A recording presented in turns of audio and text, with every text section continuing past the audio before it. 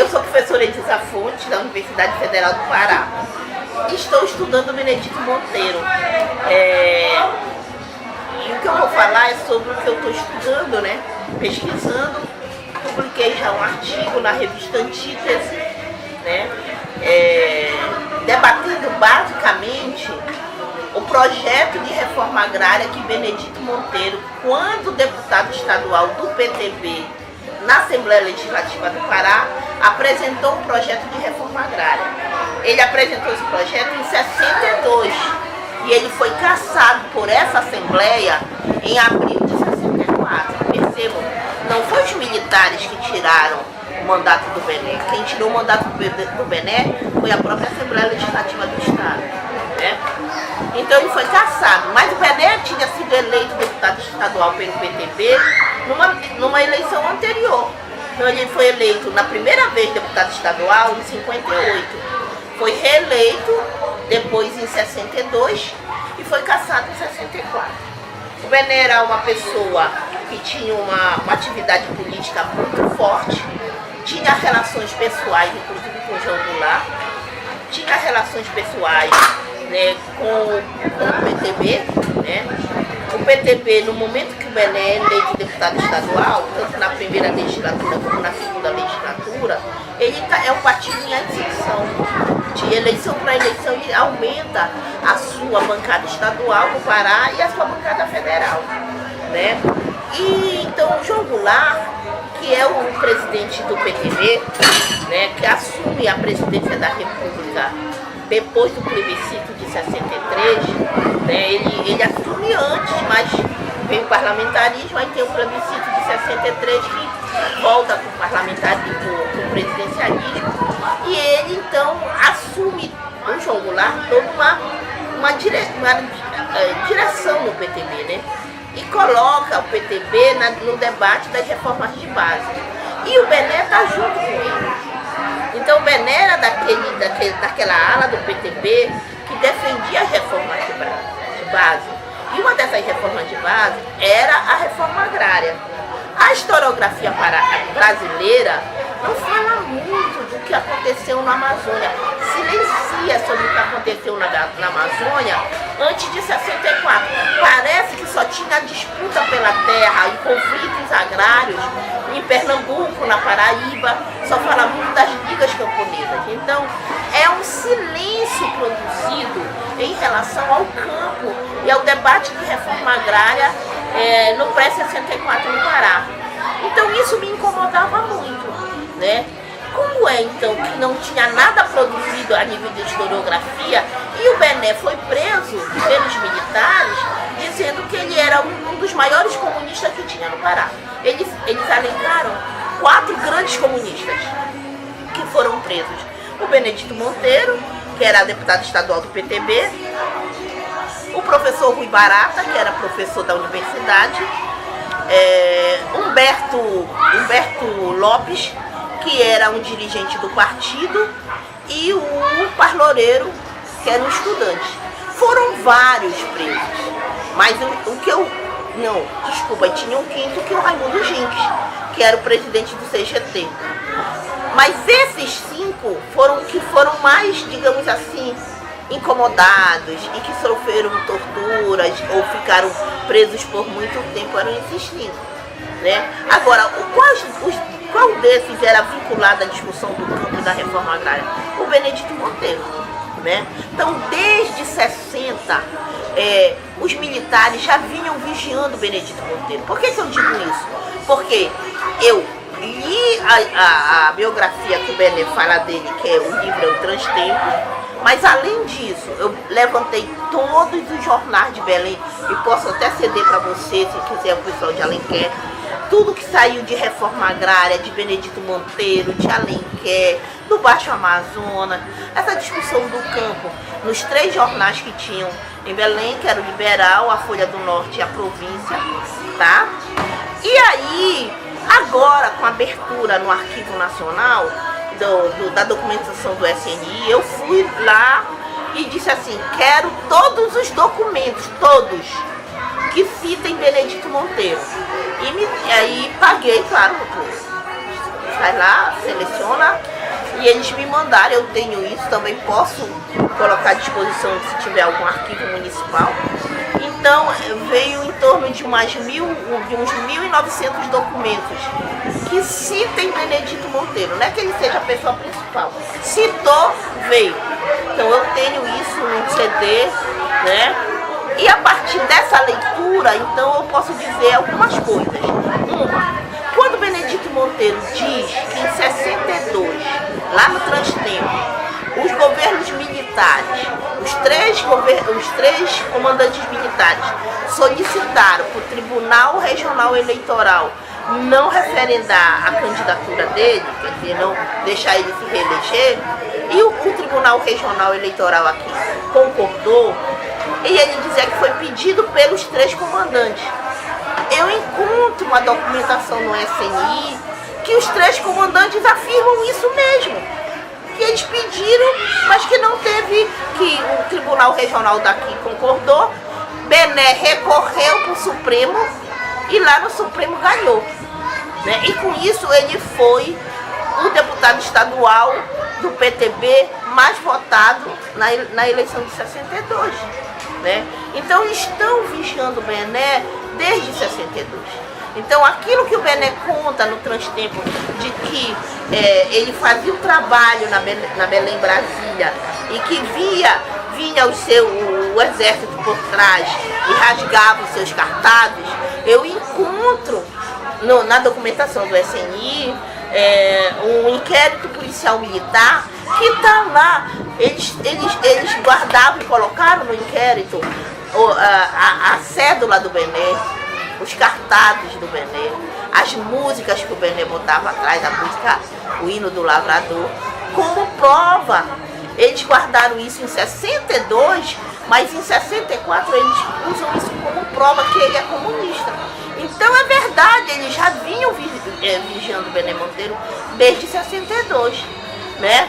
Qual era a preocupação deles? Porque quando o Benedito Monteiro diz no livro dele também, Direito Agrária e Regularização Fundiária, que a estruturação do sistema viário na Amazônia, que começa com a Belém Brasília, depois vai ser a Transamazônia, ou seja, estabelecer um sistema de estradas, que isso vai encontrar um estado ainda com uma regularização fundiária muito solta, ou seja, não tínhamos titulação de posse, a maioria das terras eram devolutas, né? Ele diz isso no Transtempo e no Direito Agrário, que veio muita gente para cá, principalmente capixaba, baiano, Minas Gerais, e que eram já grandes latifundiários, já vinham com posses e se apostavam das terras na beira da estrada, né? E depois pedia só a titulação, que era uma coisa frouxa e muito fácil de conseguir, porque estava baseada numa legislação ainda do Barata, lá de 35, né? E aí o Bené diz que quando ele assume a Secretaria de Estado, a secretaria que seria hoje a SAGRE, né, junto com o Interma, era um pouco misturado, né, seria a Secretaria de Obras e Viações Públicas naquele tempo. Por que o Bené, um deputado estadual do PTB, assume uma secretaria tão importante? Porque o PCB, porque o Benedito Monteiro era do PCB, tá? Mas o PCB estava na ilegalidade, então ele saía candidato pelo PTB, fez uma aliança com o PSD e elegeu Aurélio do Carmo. E na negociação, eles ficaram com essa secretaria e foi indicado o Bené para assumir essa secretaria. Qual era o objetivo do PCB? Tentar fazer uma reforma agrária no Pará. A postura do Bené como secretário foi muito importante? Foi, porque ele barrou a titulação de posse desses caras todinhos que vieram. Eles solicitavam e ele como secretário não dava o título, não deu o título, não dava o título, não dava. Foi encalhando aqueles pedidos todinhos. Aquilo foi mexendo com os interesses desses capitalistas que vinham para cá. O pessoal também, que era fazendeiro do Marajó, que estava interessado em ter fazendas agora na beira da estrada da Belém Brasília, que seria hoje Paragominas, por exemplo, Rondon do Pará, Bom Jesus de Tocantins, né? Ali é que hoje é a BR-222. Aí ele mexe com os interesses. Quando ele mexe com os interesses, também mexe interesses dos militares. Porque os militares também estavam interessados em controlar a beira da estrada. Né? Mas quem é que efetivamente tinha o controle da beira da estrada na caneta? Era a secretaria. E quem estava na secretaria? Um comunista. Então, as Forças Armadas achavam que a reforma agrária no Pará ia acontecer, né? Ia acontecer comandada por um comunista que era apoiado pelo presidente da República e tinha o apoio do governo do estado, que era Aurélio do Carmo, que era seu aliado. Esse era o que eles acreditavam. Então, quando vem o golpe, eles mandam prender o Bené. Por isso, tudo isso que aconteceu aí em Alequer. Manda prender os familiares, né? O prefeito, que era aliado do Bené também, né? E coligado com ele também perde o mandato. Tudo isso que o livro da Áurea fala um pouco dessas histórias do entorno do Bené. Então, o que eu estou falando? Que havia um projeto, sim, político de fazer a reforma agrária. O Bené Monteiro apresenta uma proposta de projeto de reforma agrária na Assembleia Legislativa, um projeto com quase 70 páginas, que nunca foi analisado pelo plenário. Interessante que toda a documentação que eu peguei dos militares, eles acusam o Bené, mas eles não dizem mais sobre o projeto de pesquisa, o projeto de reforma agrária que ele apresentou na Assembleia Legislativa. Parece assim que eles não leram. Então o artigo que eu escrevi era quem era esse Benedito Monteiro, o que ele pensava, o que ele propunha, e eu penso isso a partir do projeto que ele apresentou.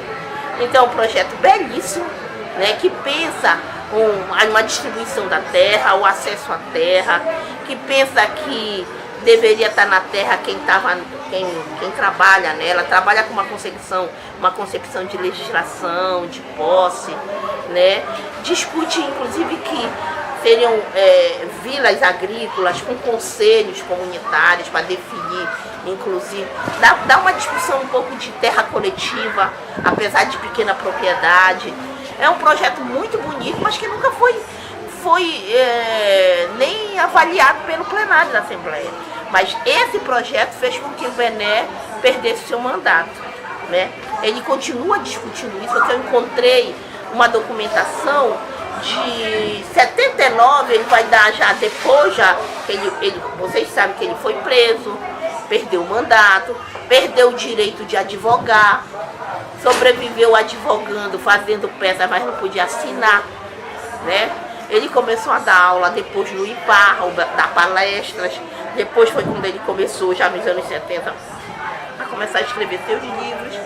Em 79 eu encontro um relatório do SNI dizendo o comunista Benedito Monteiro está dando uma palestra no IPAR. E aí apresenta a apostila que o Bené tinha apresentado no cursinho, né, que eles chamam cursinho, e é o livro Direito Agrária e Estrutura Fundiária, que ele só vai lançar em 70. Também encontro documentação quando ele lança o Verde Vago Mundo, questionando o reitor da universidade, porque permitiu que o lançamento fosse na universidade. Então eles continuam acompanhando o Bené até mais ou menos 78, quando ele é constituinte, né? Mas o que eu pude perceber é que tudo aquilo que o Bené relata no Transtempo, eu encontro documentação oficial comprovando aquelas coisas. O próprio Jarbas Passarinho admite no seu livro, Um Híbrido Fértil, que ele só lança em 91, que houve um exagero na prisão do Benedito Monteiro. Mas ele diz isso só em 91. Né, no momento que ele é preso, torturado, passa incomunicável, que se tiram todos os seus direitos, inclusive o seu mandato, Jarbas Passarinho não fala nada, né?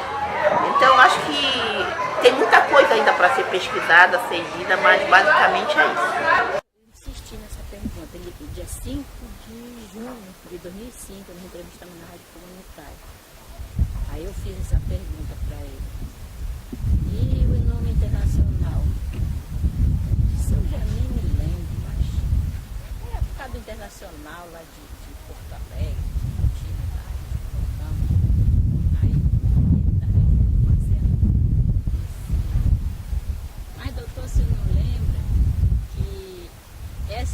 internacional, é a letra, a música, é tudo referência à Internacional Comunista. Ele gaguejou, mas ele não confirmou isso.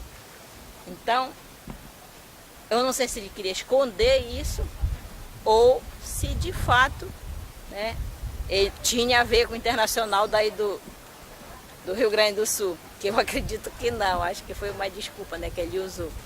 A letra, né, o que eles falam. Só sei que quando essa letra, ele diz, era o que ele criava rápido, professor. Ele começava escrevendo, ele dizia, presta atenção, meus amigos, presta atenção, gravem aí. Aí ele começava a falar sem e os amigos que gravavam para ele só ia colocando os versos, né, falando, quando terminava, tá, bora cantar. Aí eles cantavam e memorizavam ali. Na época não tinha gravador, não tinha nada dessas tecnologias que a gente tem hoje. Então o gravador era o ouvido dos amigos. Aí depois na rodada eles cantavam, eles reproduziam. Essa parte do Internacional eu acho muito interessante. A senhora, enquanto pesquisadora, enquanto professora, acredita que tem a ver com o Internacional do Rio Grande do Sul ou com a Internacional Socialista? Eu acredito que tem a ver com a Internacional Socialista, pelo ritmo da música, pela letra da música, né? Eu acredito que tem a ver com a história da ideologia na época, que era muito forte, né? A ideologia comunista, o qual ele defendia sem nunca ter sido filiado no Partido Comunista, mas ele tinha posições socialistas, posições comunistas, e em várias coisas a gente percebe isso.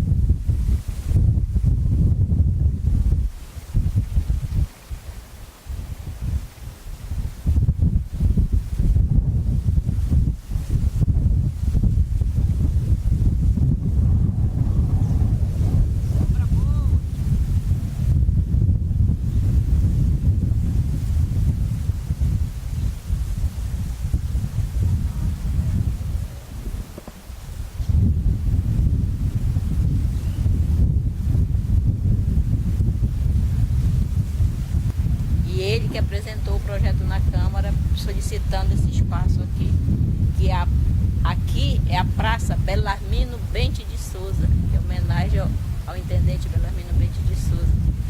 E só que ninguém nem conhece com isso, aqui é do Internacional, né? do Internacional.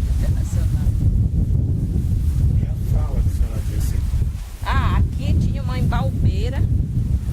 Nessa primeira vez que eles saíram expulsos lá do União, porque a fofoca lá no União começou, porque o Benedito Monteiro, e aí pegando a fala do seu grupo pai, dizendo que ele gostava de andar com pobre, já andava rodeado de pobre.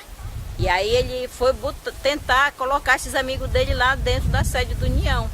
Só que a elite lá não deixou, não permitiram. Aí ele disse, não, então se meus amigos não entram, eu também não vou entrar, eu vou ficar do lado de fora. Aí, primeiro eles tentaram entrar na marra, aí diz que deu uns tapas lá, foi um murro lá uns nos outros, aí depois a turma do deixa disso, não, para, bora pegar todo mundo, e pegaram todo mundo, e vieram embora, que eles andavam pela rua perambulando, fazendo as serenatas, né, as serestas, e vieram parar aqui, ali tinha um bar do seu Bitote, uma coisa assim, e de lá eles vieram pra cá, pra baixo dessa embalbeira. Daqui que eles decidiram que eles tinham que construir uma sede e que esta sede era para abrigar os pobres, para ter um espaço de lazer, um espaço para eles dançarem, já que eles não podiam entrar no União, que era o espaço da elite. Perfeito. E esse bairro aqui?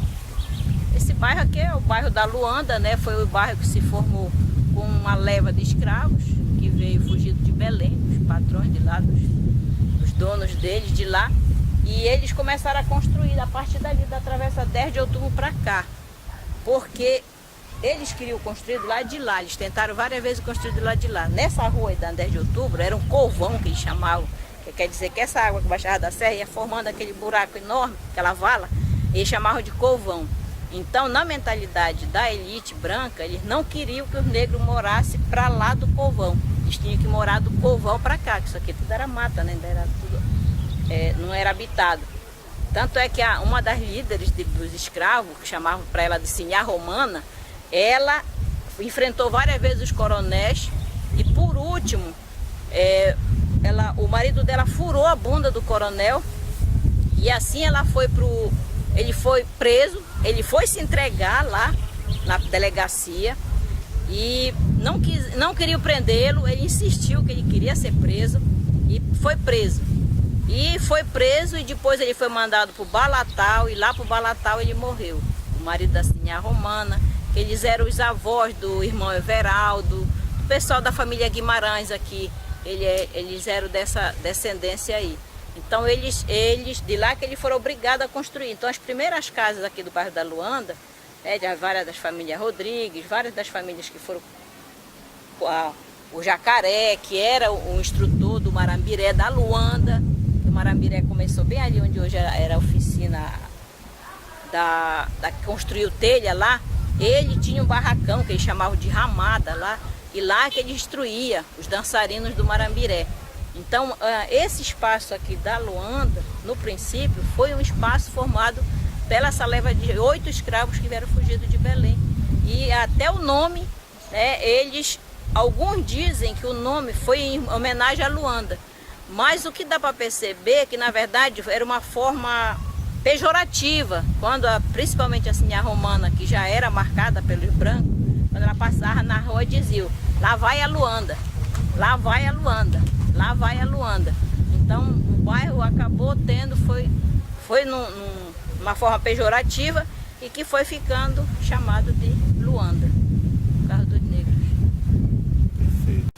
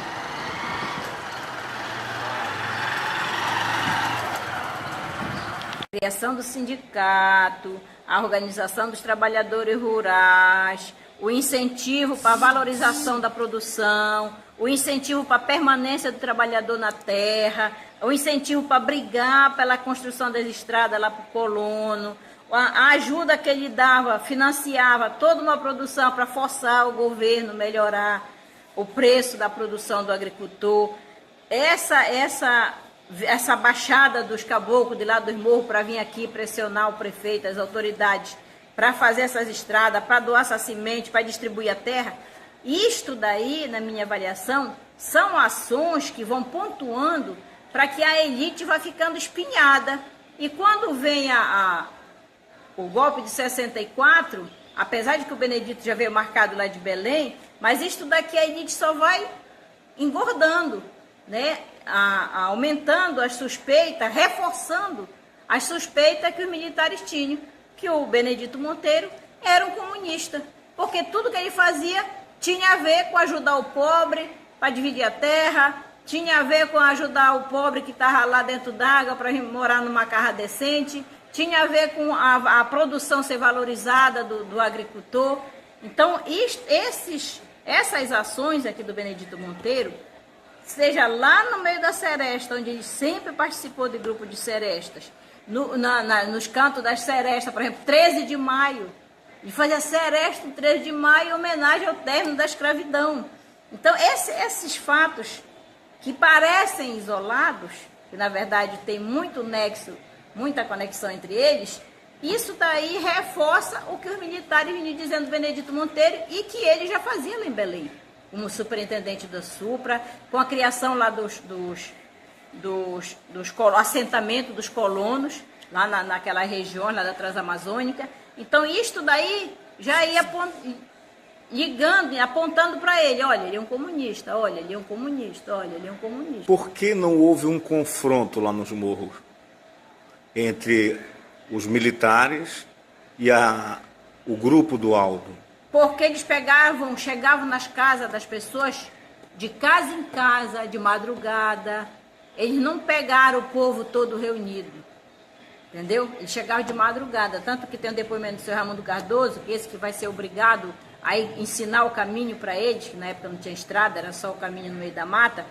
Eles ameaçaram ele, ou tu vai com a gente, ou a gente te mata. Ele disse, então matem, porque eu não vou com vocês. Mas tu conhece o Benedito Monteiro? Conheço. Tu sabe que ele é um comunista? Não, não sei disso não. Eu sei que ele é nosso amigo, mas não sei que ele é comunista. Então ele diz, você vai obrigar? Não, não vou não. Obrigado eu não vou para canto nenhum. Cadê a lei que me obriga aí? Aí debateram, discutiram, até que eles disseram, não, ninguém vai me pressionar. Mas dá para você acompanhar a gente? Aí mudaram de estratégia. Aí ele foi acompanhar e ele assistiu à prisão do Benedito Monteiro, lá no Porto de Santa Teresa, lá no Rio, na margem do rio Curuá, lá onde ele foi preso nessa barraca lá. Então,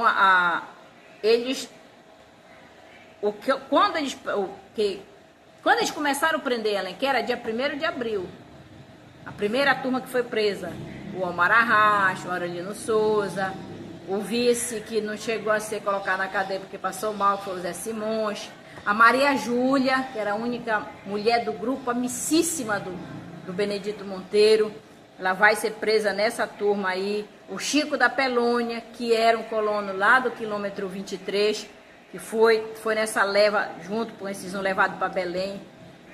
Essa turma aqui, essa primeira turma que vai ser presa, essas primeiras prisões serviram para amedrontar todo mundo. Então, quando eles enxergavam a polícia de longe, os próprios donos da casa já estavam fugindo, só pegavam quando estavam dormindo, entendeu? Então, o pânico, o terror foi implantado aqui, foi muito forte. Aí, quando souberam, prendeu, dia 1º, prenderam o prefeito em Belém, prenderam o irmão do prefeito, prenderam o irmão do Benedito Monteiro, que era o Fernando Monteiro. Dia 4 de abril eles prenderam ele.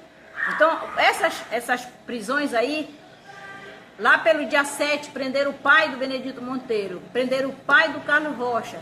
Quando eles estivessem na mata, fugindo deles, eles começaram a prender os parentes, entendeu? Para forçar com que eles se entregassem. Então, essas prisões virou uma revolução aqui em Alenquer. Aqui em Alenquer, de fato, houve uma revolução. A revolução do medo, a revolução da perseguição, a revolução do entreguismo, que é que começou os membros da elite. Olha, fulano sabe, olha, fulano era amigo dele, olha, fulano só vivia bebendo com ele. Né? Então, raros amigos do Benedito Monteiro escaparam da prisão, raros. Escapou o Oswaldo Simões, que tinha viajado para Macapá. Escapou o Paulino Dias, que tinha viajado para Belém. Escapou o Alenildo, que fugiu. O Paulo Bruno escapou no dia 1º, mas no dia 4 ele é um desses que vai junto com a turma, junto com o Omar para Belém. Né? Eles foram 7 nesse primeiro grupo. Então, os amigos que ficaram foram presos. Os que viajaram ou que por algum motivo não estavam no município não foram presos. E alguns que se diziam amigos e que logo foram para o lado dos militares, esses não foram presos.